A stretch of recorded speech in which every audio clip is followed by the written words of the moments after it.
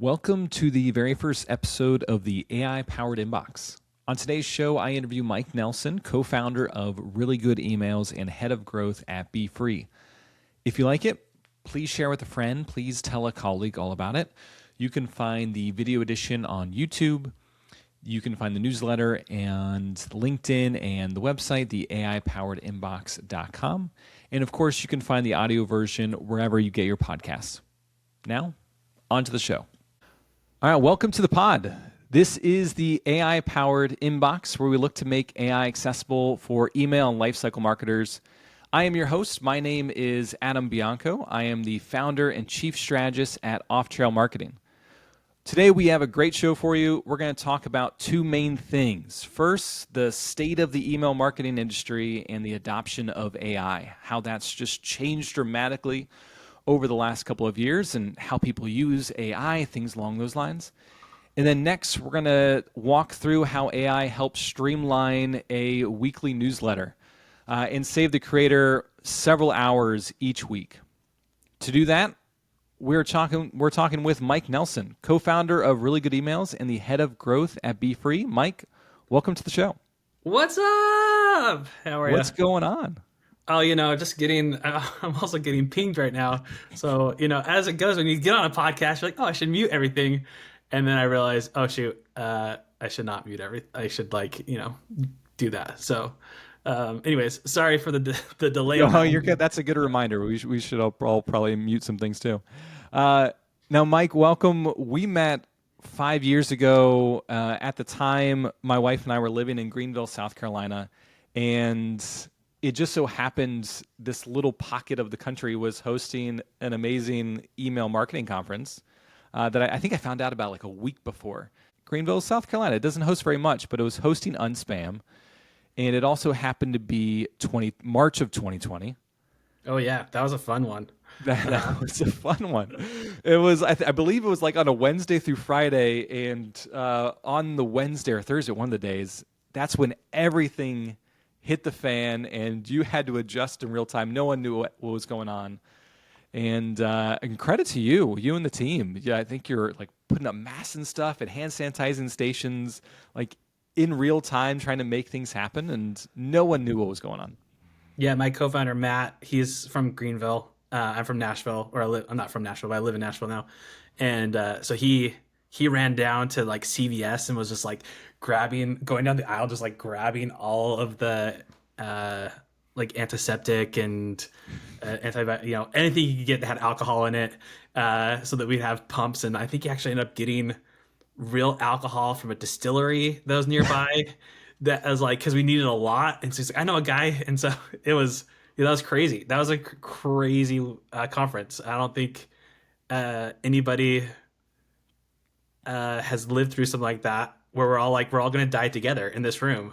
So we had no idea if we were going to make it out. Fortunately, we did. And Unspam continues to this day. You've shifted from Greenville to Baltimore last year, or in 2025, this past year. I spoke at the 2024 edition. And it was then where you announced the acquisition of Really Good Emails to Beefree. Yeah, they're a great crew. They came by and said, "Hey, let's kick the tires and talk about a partnership." And so we were talking about that at first, and then as we got into it, it made clear sense that we would be better as like one company. And so it took a while to seal the deal. It was more than a year for us to seal the deal, but we timed it specifically so we could announce it at Unspam. So that was a really fun thing. And now you wear both hats, it seems like, right? Between Beefree and Really Good Emails, or have those merged together? They've merged. So Matt Helbig, my co-founder, does a lot more on the Really Good Email side now. So he does a lot of the marketing, and he's still in charge of the feed and community aspect of the social media. We also brought in Justine Jordan, which a lot of people may know. She back from the Litmus days, and we brought in Logan, Cedric Baird, who other people know as well, and they are now on the community side of Really Good Emails. So they're the ones who run Unspam. They do our local events called Single Slice. And then I am on the growth side of Beefree for about, probably 60, 70% of my time. So I have a small growth team that we're engineering the in-app experience and using triggers and events and getting you through that product better through the upgrade flows. And then we take some of that information that we get from really good emails, and we use that to better analyze the Beefree customers and mismatch and push them back to really good emails. And it's awesome. It's a lot of fun. Yeah, well, it sounds like there's a good synergy there. And one of the things that you've been doing for the past couple of years is gathering that information through your annual survey. Can you walk us through some of that this year? And I think the past couple of years was about AI, but take a step back for a moment. Tell us, like, when did the survey start, and maybe give some context of how things have changed over the last couple of years. Yeah, we started, I think, in 2018. There at the time, I was using Responses, I believe, at that moment, and they had like these individualized, like, here's what our customers are doing. And then I looked at and read a report from Adobe, and it was like completely different. Like open rates and industry, like even for the same industry, the open rates were different. And I was like, what is going on here? And then I looked at campaign monitors, and theirs was different, and MailChimp's was different. And I was like, there's got to be an overarching, something, and there wasn't. So we kicked it off, and we have this annual survey now that's answered by thousands of email marketers who give us inputs on what tools they're using, how long it takes them to make emails, what's the impact of those emails, what their biggest frustrations are. And it's kind of like this, no holds back kind of thing where people say what they want to say. And then we aggregate the data. We do a lot of data analysis on it. We do regression analysis, which was super fun for me to like get my statistics book out and go through this and see, like, is this statistically significant that we can report on this? Now I'm using AI to do a good amount of those spot checks. Yeah, because that's a pain in the butt to do from scratch. good, because I'd have to go back to my like college stats class for some of that stuff. Oh yeah, that's what I literally got open my AP stats book and was like checking regressions and like, yeah, R squared numbers and all kind of stuff, which is great. It was like another course in stats, which I should have learned. I kept learning, but now I use stats all the time. So, it kind of got me into more of a statistic mindset, which was really cool because it's helped me in my career since then. So yeah, we've been doing it for 7 years, and we'll kick off the next one either the end of December or beginning of January. Yeah, well, I gotta say, to your point, no matter where you look at, there's always different results, different benchmarks, whether you're looking at Klaviyo, some stuff for e-commerce, Adobe, what have you. But when I see the really good emails one, you can tell it's actually filled out by email marketers who are in this on a day-to-day basis. And you can actually put, I feel like, good stock into it versus some of the other ones where, like, you never truly know where that information's coming from. Yeah, I also like there's like this whole sentiment analysis that we do. So based on how long you've been in the industry, how big of a size of company you have, how big your team is, that all kind of correlates with, do you like your job? Do you think there's a future in email? And you see these ebbs and flows, especially with the market. When the market's doing really well, you see like, oh, this is sweet. Sometimes when, during COVID, it was like a huge spike because everyone was home and everyone was doing email. So it's like, oh, I'm going to double down in my career and I'll be like the email god, and it'll be great. And so that's been really fun just to track every single year of how that movement of sentiment goes, especially with AI these days. Is it going to take my job? Is it going to amplify my job? Where are the career aspects in the future? So all those things are moving how people look at email and what they're doing in the future for that. Yeah, so you touched on it, so let's dig into it. How has the sentiment changed since AI is slowly taking over the past couple of years? What are people saying? How are people feeling, and how are they using it? What's funny is when you did the survey in 2024, I believe it was less than 30% of the audience had touched AI in some way. So it was like, 1 in 5, maybe. Or maybe Which is crazy, because that's just last year at this point. And then in the beginning of 2025, it jumped to like 70%. It was like the biggest market change I've ever seen of adoption, right? And what we're seeing is the people that use AI tools are not, and I think you did a LinkedIn post about this, but Hmm. the AI tools that you think people would want to use, which is like been promised to us since 1999, which is like AI is going to do all your segmentation for you perfectly, send the email, it's going to be personalized. You all you have to do is have a heartbeat and press a button, and then AI will do everything for you. And when I look at who's using AI in that way, you don't see that at all. First of all, it's because it's extremely difficult to do something like that. You have to use agents to aggregate all this other data and push it through to systems. But what we see the most is copywriters, Yep. people using it to essentially write for personas or clean up their copy or edit their copy. That's what I use it the most for today. And that's because that surface is text based and it does a really good job synthesizing your information, pulling in from your briefs or whatever, and spitting out pretty good copy. It's not amazing. Like, people who are copywriters would be like, can't believe people are using ChatGPT. Like, look at those M dashes. But And all the emojis too. yeah, and emojis. But I don't. The other things that I would think are like audience segmentation or data analysis is it's not used really that much yet. The adoption of that's super low, and I think that's because the ESPs that people are in every day don't have those features built in, Hmm. and individuals are either blocked from exporting customer data to put into a GPT, or they just don't know how to do it. They don't know, how do I get this information out, analyze that, and then put it back into my ESP so that it works well. So there are some ESPs that are working on this, which are really fun to watch as they come out with MCP servers and all sorts of stuff that's interacting with agents and allowing you to kind of work with briefs and other things that are outside the ESP to bring in information to orchestrate messaging. So I think the next year is going to be super cool to see how that's changing. Well, it seems like I don't know if it's each month, but fairly frequently, ESPs are adopting more and more and integrating more and more AI tools. I think I saw a release from Customer IO just the other day about them integrating more AI features into it. And to your point, you can take something into Claude or ChatGPT, but now so much more of these tools are integrating those to bring that right in natively so people can use it, and hopefully the barrier to entry is much lower. Yeah, I think most of the teams are like, there's a fire going on in all these ESPs. Like, we have to build this. I also saw the CIO thing. We use CIO for Beefree, so that we were beta users on the agent side.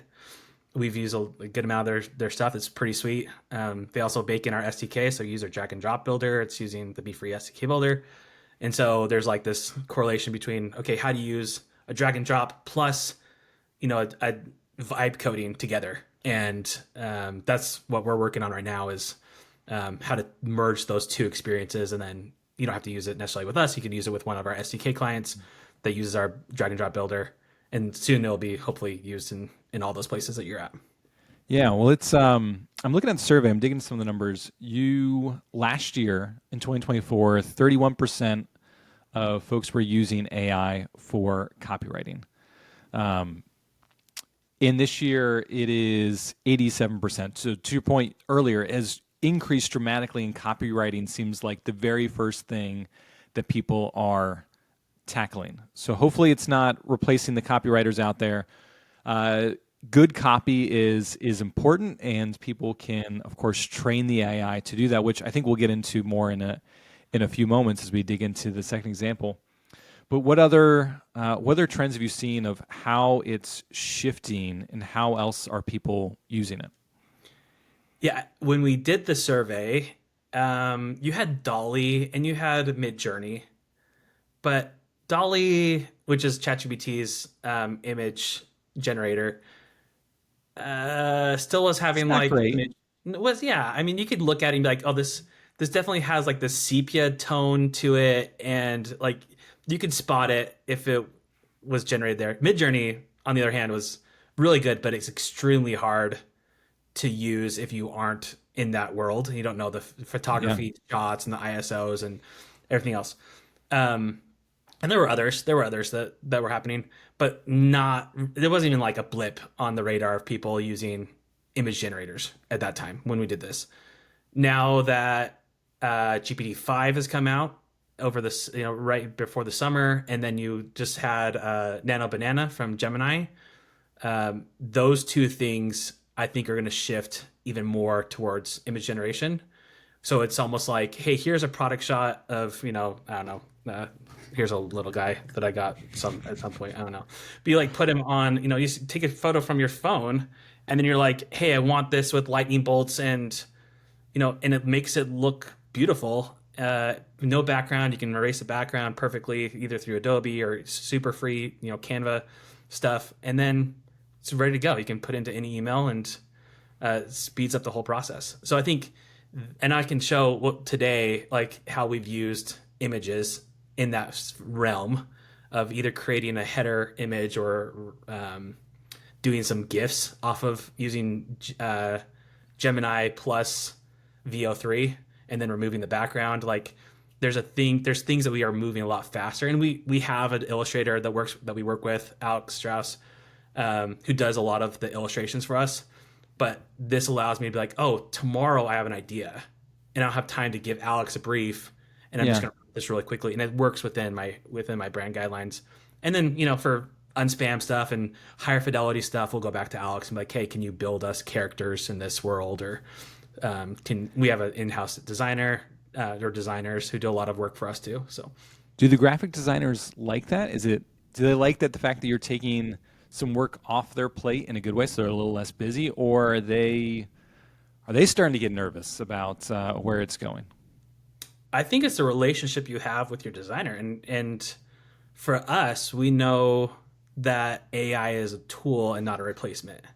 So for some things, we know, hey, this is going to be a throwaway campaign. We don't need to spend 5 hours on back and forths with somebody tweaking this and adding this. Like we can just kind of go with what we already have built. Net new, we will always pull in a designer to be like, I don't know if you watched yesterday's webinar, but there was a lot of like mystic elements and tarot cards and things like that our designers did, because we put a brief in months ago and said, this is kind of the realm we want to be in. And we didn't use any AI for that because it was like net new. We wanted it to be special. We wanted to have a lot of control over it. But if we do tarot card stuff in the future, we're probably going to use the whole asset catalog that we already created for it, and spin that up faster. So we allow them to spend their time on fun new campaigns while we use older stuff. And every company is probably different, but that's currently how we're working on it. And some of our designers are in using these tools as well. Like they're in Gemini, they're giving us the prompts to be like, hey, if you want to have a higher fidelity variation of this is the prompt I would use and the images that I would use to input into Nano Banana, for example. Yeah. I'm a big proponent, and folks who watch the show will probably hear this multiple times. AI is coming. It's likely inevitable. It's going to take some jobs. It's probably already doing so. So it's the folks that are learning how to use it and can harness these tools that are going to be the ones that are sticking around, whether from the copywriting perspective, from the graphic designer who's using it to be a little more efficient. These tools hopefully can be helpful, and they're not going to always take a step back. I can't say they're never going to replace folks, but I imagine a great graphic designer is doing some cool things with tarot cards and building that from scratch. There will always be a place for that, hopefully, as well as a great email marketer will hopefully there'll always be a place for that, and they're going to use these tools to help make them more efficient. Yeah, I don't think in my brain I could have come up with the stuff that our team built for the last webinar. Like it's just so original and fun that they may have done it with AI, because they had that already concept in their mind, but I couldn't have done the stuff that they were doing.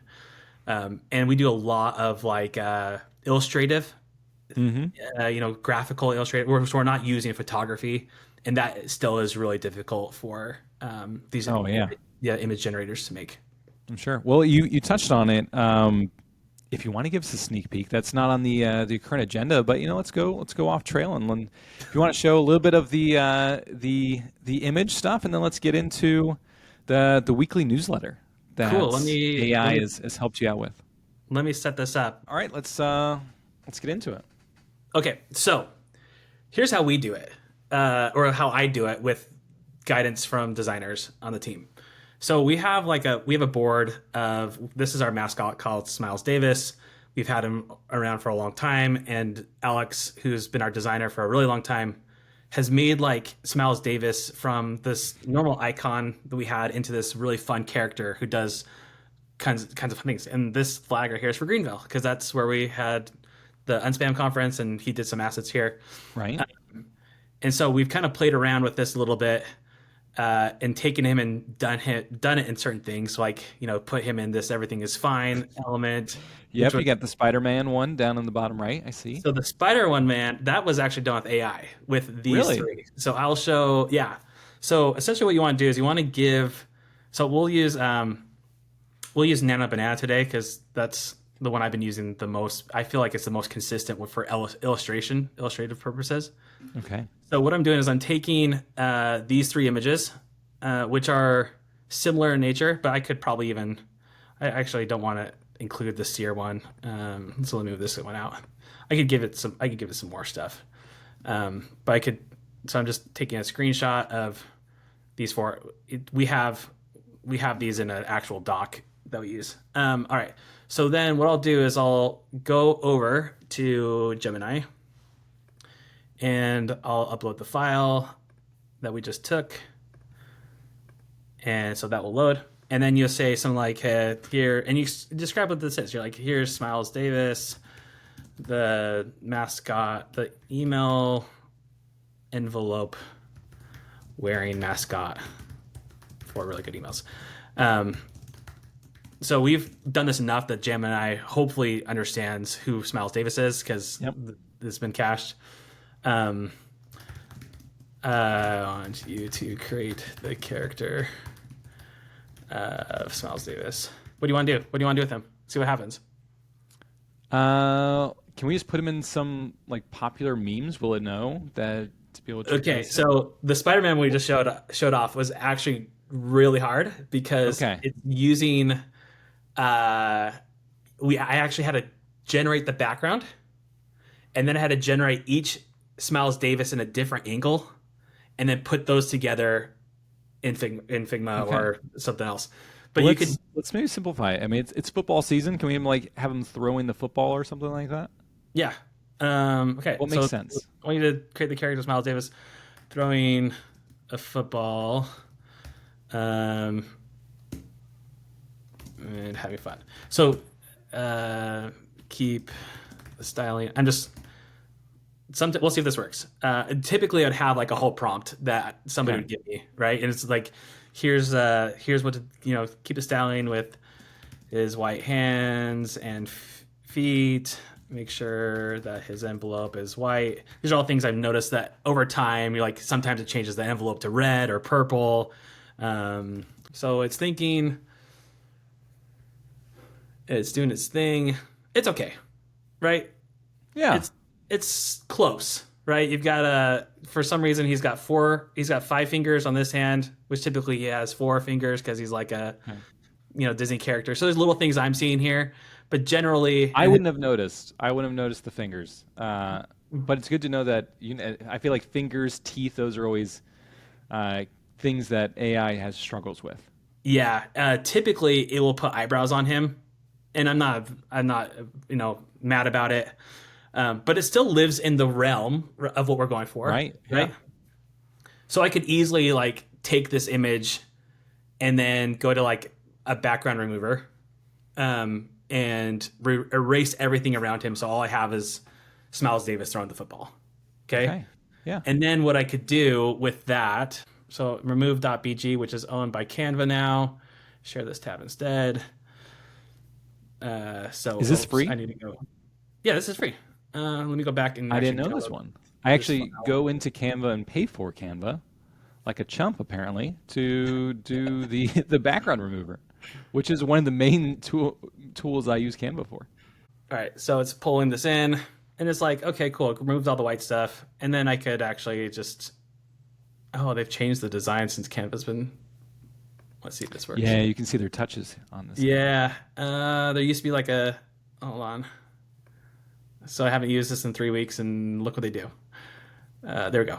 This is what I want to do. So I want to erase like all the side stuff, which hopefully it does a good job. We'll find out. So you just Now like they're making it more difficult. yeah, this might suck. I don't know. Typically, in the prompt, it'll be like put him on a plain black background or plain green background. Just like for green screen purposes, it's a lot easier to remove the backgrounds and stuff. So we'll see what that happens. Let's see if it gets rid of.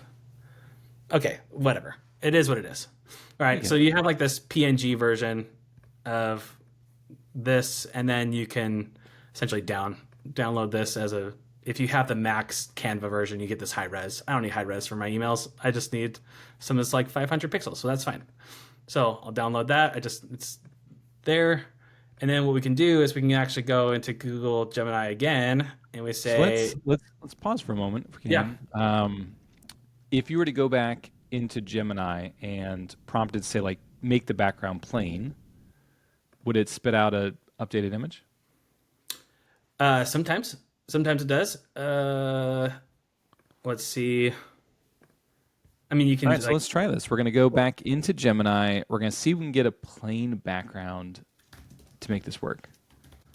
Though my experience with Dolly and via ChatGPT doesn't always work out that well when I try to go back in and prompt. So maybe Gemini will work a little better. Sometimes I just like to give it a little, little encouragement. You can do it. I believe in you, kind of stuff. And sometimes it's like, thanks. All right. There we go. Yeah, it's a good one. All right, so we can download. We got nice little shadows, so that'll help. Depending on, I guess, the style of where we're putting it. Yeah. So based on your company's, there we go. Yeah, this is gonna work better. Love it. We're gonna download this again. We're gonna go back and we're gonna create a new chat. So we're gonna use what we just created. Here I've uploaded that image we just got from background. We removed the background. And I've changed this. So here, it looks like I have to do it again because I want to change that up. So I'm adding this back in. You can't see the addition. And then you have to do this first. So VO and then this. Don't know why you can't change it after the fact, but you can't. All right, so you have video set and you've got the image and here's character names, throwing a football. Please show him spiking the football like a true NFL player who gets paid too much money. So we are taking the image you just created, and now we're turning this to a GIF. We're going to turn this into it's like a 6-second video. Okay. And you have to have the pro version of Gemini to do this. So Beefree's got an enterprise account, so it comes free, but you only get so many per month. So I'm using one of them on you, Adam. I hope you feel very special. I feel very privileged, yeah. It takes usually a minute or a second. So while this is generating, we can jump over to some other stuff and we can come back to this. Yeah. I feel like we're in the Great British Bake Off a little bit. We're sticking in the oven. Let's move to another oven as we stir. Let's come back to it. All right. So another way that I use AI is, let's say we had, a lot of people are using copy in this way. So they typically will have a brief, which I just created as I was doing this. This is a new trend we're seeing, or an older trend that's kind of coming back, called hand models in your emails. So I would typically spend, 45 minutes writing 3 paragraphs as I try to make this a really good and impressionable thing in our newsletter, right? It's the first thing people will read. I want it to be impactful. And over time, I find myself using a lot of the same jokes or saying things the same way, or I just don't want to repeat myself typically. Yeah. So I've done enough where I can just take what I've written and spent time on, and I'll use GPT to essentially help me write this a lot better. So because of like doing this for over a year, it's already learned how unhinged I am as an individual and the jokes I like to say. So I'll be like, jumping over to ChatGPT, coming back from our brief. So I have a little beginning here, which is like, here's the newsletter beginning. Topic is hand models and emails. Be your comedic copyright and editor and make this way more funny. Way more funny. It probably should be funnier. This is what I do when I'm doing live things. I'm the worst speller if I'm typing something and someone's watching. I'm a terrible typer. Normally, I'm great, or at least halfway decent. But I get it. Pressure's on. Eyeballs are on us. All right. So this is really fast because I've done this a lot. So Is the this first one, GPT-5? Is this the is auto? GPT-5. Yep, just GPT-5. And so 1, 2, 3, 4 paragraphs is what it gave back. I typically like to spend it on 3 paragraphs, but it's giving me an extra one. So And it starts out, for those who aren't reading as closely, here's a feral, unhinged Zoolander on a double espresso rewrite. Does that describe you? well, it's because in the original, so share this tab instead.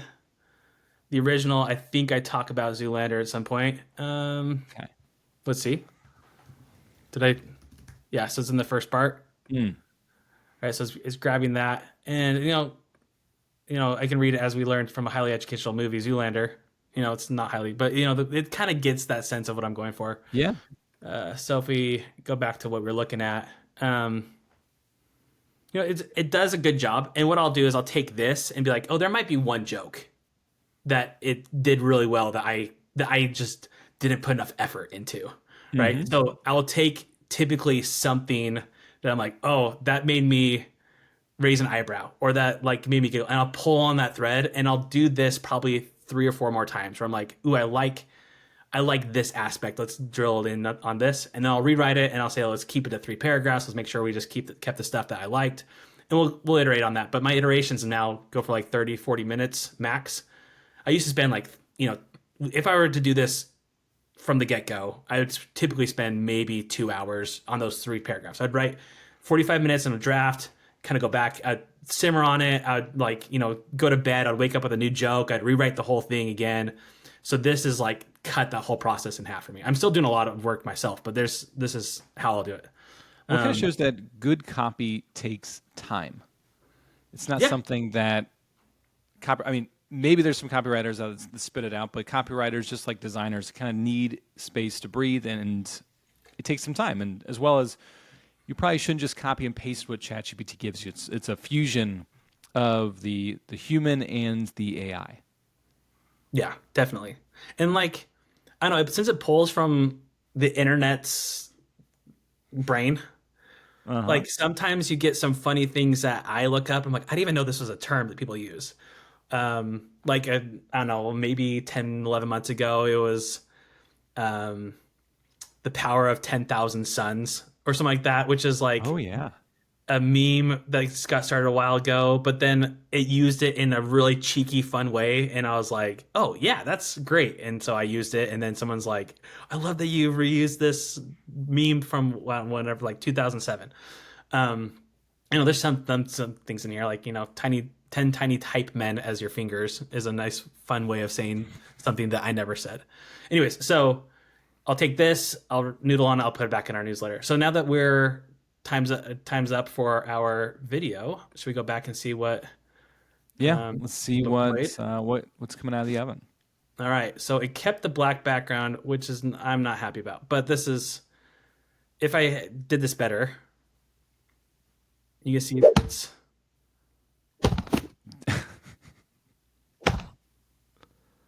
Yeah, he's just moving it around, right? So what I could then do is I could download this as a movie.mov, and then I could throw it. You want me to do that whole process too? Taking out the background and turn it into a GIF? Sure. Okay.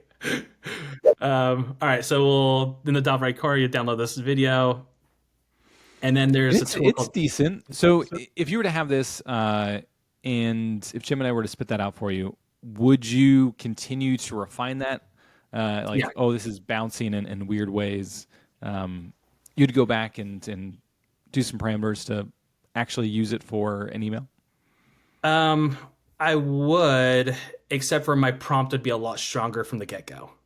So there's a lot Okay. less of a back and forth, especially with how much you can actually use VO3 in the enterprise level that we have. Like it's you can't use a ton, so I would take whatever I could in terms of framing that scene better, and then I would do a lot of fun stuff with that. All right. So Yeah, one go of the for it. last steps in the process, we're gonna take the video that we have. We're gonna turn into a GIF that you can then leverage in this weekly newsletter that is part hand models, part football, apparently. Yeah, yeah.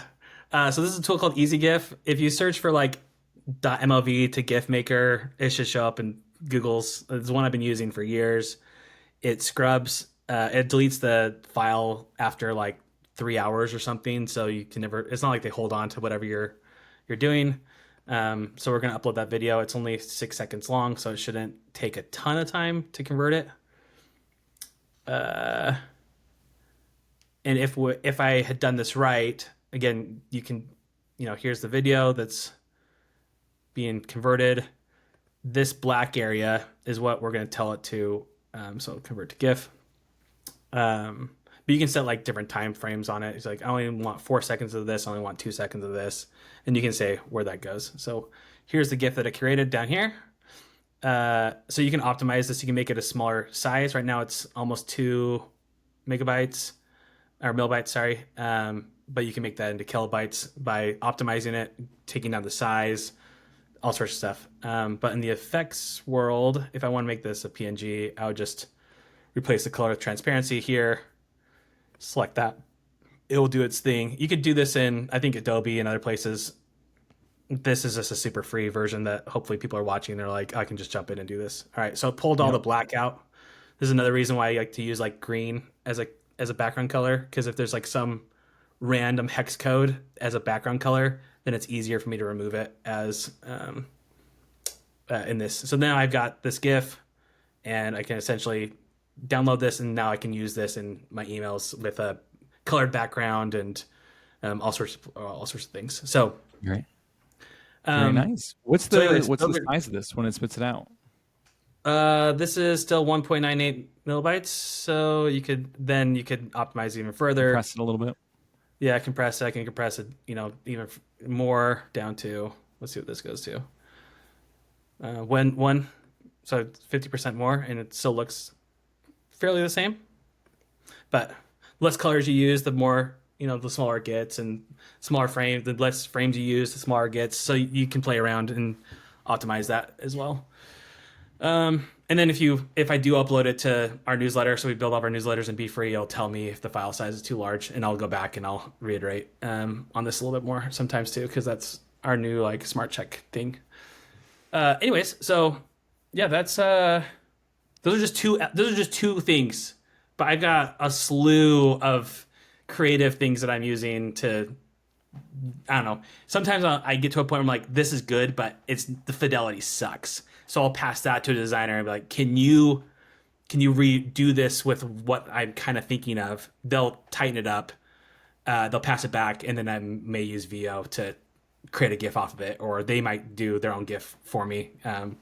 We've got some really cool designers who do awesome stuff here when I don't have to ask them. They're just like, hey, I made this into a GIF for you. And I'm like, sweet. That's always a nice little present. Yeah. So Well, anyways. this was such a treat. Talked about email copy. We talked about the state of the industry, and then we got a bonus video to GIF tutorial, which has been great. And maybe we'll be on the lookout for the next newsletter. Who knows what you'll see in there? I feel like there's so many different levels of people are using AI. Some people are like you, who's just seems like dabbling into it all the time, using it for image generation, copy, etc. And then there's other folks at the other end of the spectrum that are just getting started, or maybe just doing it more for the copywriting, or like, hey, copy and paste, refine this, or check this for spell checking. So we get a broad range. So we may have to have you back on to share some other fun use cases. But this has been really helpful. Before we get into the lightning round questions, any other AI nuggets or anything around this or any other AI nuggets you want to talk about? The only other one, which I'll talk about quickly, is using AI to be a persona that you can judge against your copy. So I could finish my email and I say, based on the personas that I've uploaded already, I want you to judge how this email is going to hit against those personas.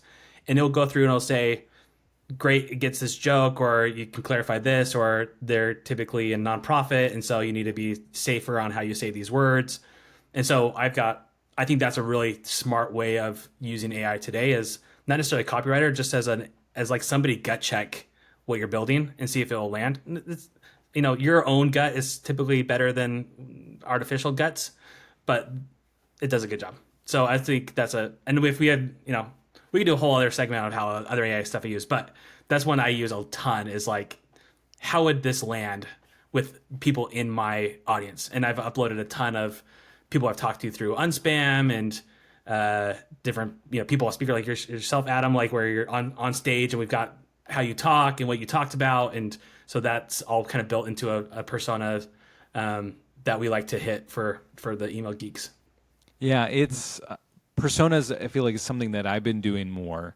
And more I hear people doing of, is this passing this persona check, or adapt this to fit this persona because I'm targeting this specific group in this email send. There might be a couple shows on personas, and we'll definitely get there. But that's a great use case for it, and something we'll have to get into more in the future. Lightning round. Lightning round. I know we need a cool sound effect for it, I think. Yeah. All right. A couple questions, then we'll get you out of here. With your time, you travel quite a bit, especially with Lonely Planet. In the previous life, you traveled a lot. Where is your favorite place to travel? Ooh. No skips. No more skips. Okay. Shoot. I would say Switzerland. So the mountains call me. I feel like, even it's not Austria borders or sound of music style, but the mountains are amazing. So if you ever get to spend time in Switzerland, it is life-changing, I think. Switzerland, we were supposed to go last fall. We had to call an audible on the trip. It pains me a little bit to hear, but also exciting. Long story short, my wife was pregnant. We had to call an audible on the trip. Everything was fine. But we had this 2-week-long trip we were supposed to go on. It was all planned, and the day before, or like a couple days before, we had to cancel it all. So we'll get back there soon enough, but I'll be excited when we do. Yeah, it's awesome. I can't wait for you to go. Yeah. All right. Last 2 questions. Work-related or not work-related, any podcasts or books that you're enjoying these days? Yeah. There are a couple. One's a hospitality book, which you'd think like it's about a chef, and we just started reading it with the management group and a few other people. Let me pull up the name real quick. It's called Unreasonable Hospitality. Okay. And it talks about like going the extra mile and how you can become complacent and what you need to do so people will talk about that experience better. So it's from a chef's perspective, has a very successful restaurant already, but then what he's been doing to make sure that people make that a memory at that restaurant rather than just a meal. So I like it. Super, super cool. And then on the podcast side, maybe people are aware of this or not, it's called Nudge. No, I haven't. It's a British guy, and he talks about behavioral science and how people go, all the research and academic research that were used to get people from A to B, mostly from a consumer perspective. And so every week he's got a new concept, new people that have done new research, and then he goes and tries to research himself on audience of his and see if he can find and replicate the study. So that's a good one too. Nudge. Fascinating. Okay, adding that to the podcast library. I like it. All right, final question. If people want to learn more, how can they follow you? They can go to Really Good Emails. That's the best place. Look at the newsletter, sign up for the newsletter there, and then you'll just hear from me every week, twice a week, because I still write every single newsletter. Or you can go to LinkedIn and just type in Mike Nelson, and I'm the only Mike Nelson in the whole world, so it'd be super easy No to other Mike find me. Nelsons. Highly recommend the Really Good Emails newsletter. You get to hear all the jokes that Mike and ChatGPT come up with. See if you can spot the difference. But you probably won't because he's trained it enough and you get insight into Mike's brain. Mike, thanks for joining the show, and we'll catch you next time. Thanks, man. Had fun.